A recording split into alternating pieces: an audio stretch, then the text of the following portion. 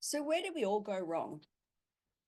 I think, or I feel it is very much in listening to advertising. As a woman who has their own skincare range, I refuse to go down the marketing angle of telling you that you need something because if you don't have it, you're going to be aging too quickly or that you are going to have these terrible things happen to you. There is so much fear tactics in marketing and advertising, and it really starts to put a bit of a stain on our self-esteem. If you think about the first time as a child that you might have felt that, if you really look back, and we do this a lot in the energy work that we do within my program, talking about where we first felt shame in our body. Now, I remember I am a full-faced lady, right? I'm not fat by any regards, but I've always had like chubby cheeks, right? It also is what helps keep me looking youthful. However, when I was younger, I had it's declared puppy fat, right? So it is pretty normal for teenage girls to gain around 10 kilos just prior to starting menstruating because the body is making sure that there is enough fat and nutrients on board so that you can carry a child, right? And I didn't have my period till I was like 17. So I carried puppy fat for quite a long period of time. And I remember people commenting on it, my parents, friends, things like that. And they didn't mean it with any kind of malice, but it was the first time I really felt ashamed of my body. I've I've actually been talking about it a little bit in my socials recently in my series about 50 things I'm doing before I'm 50. And some of the I have very curly hair. I'd just gotten glasses when I was towards the end of primary school, and I felt ugly. And it was the first time I had really felt judged on my appearance. And that stayed with me for a really long time. And to be honest with you, I don't think I really healed that part of myself until I had my daughter when I was 30 or 29, however old I was when I had her. And what I realized from the moment that she was born and I held her in my arms, and I'd only ever held one baby before, no practice with children, poor little thing. But I realized that she was watching me and I watched my mum and I saw my most beautiful mum, who is no longer in this earth playing with us, struggle as she aged. She was, all of her self-esteem was tied up in her appearance.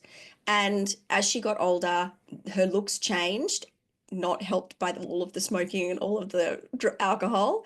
But because she didn't really have a base love of who she was and an acceptance and purpose in her life, aside from, I guess, us as children, my brother and I, when we got older, she felt lost and nothing really worked for her. So she went down the plastic surgery path. And I know that she wouldn't mind me talking about it in this context because I feel her always supporting me.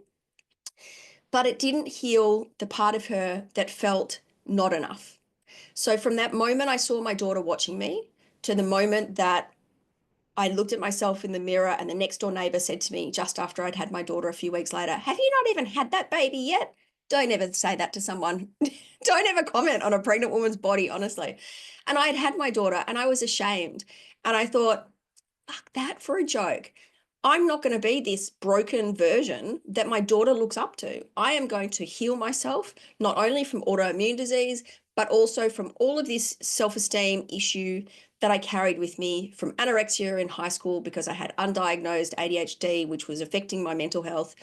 I didn't understand why I struggled at school. I knew I was smart, but I couldn't do the work, and all of these things. So it was this big mishmash of stuff that had me feeling at my core ashamed of who I was, and I needed to heal that. So my entire life, the last sort of 20 years since I had my daughter, she is 20, I can't believe that, has been about, and prior to that was about healing my health from a physical aspect, but then it was the mindset, the emotional, the spiritual, the ancestral lineage, and far out, dudes, I'm really good at it. And I would love to share those things with you because there is nothing that I want more than all of our children to grow up in a whole society where we as women are healed, we're confident, and we absolutely can walk outside of the house wearing our pajamas and no makeup and still be confident and self-assured and be ready to be seen. Can you do that? I do like to wear makeup sometimes. I do. I love getting my nails done. I dye my hair. It's not about never ever getting dressed up or whatever. I'm a bit more dressed up today because I had Mother's Day breakfast. But it is about, can you walk out of the house in your pajamas or whatever and be confident? Because that is the thing that we need to do, because it really doesn't matter what you're going to do to your skin unless you heal that part on the inside of you.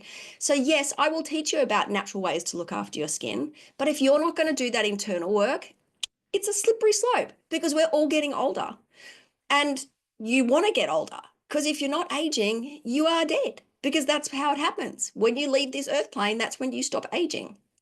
So, how can we age in the most healthful way? How can we look after our skin in the most nourishing way? But how can we heal those parts on the inside of us so that we are ready to be seen in our most vulnerable, at our best?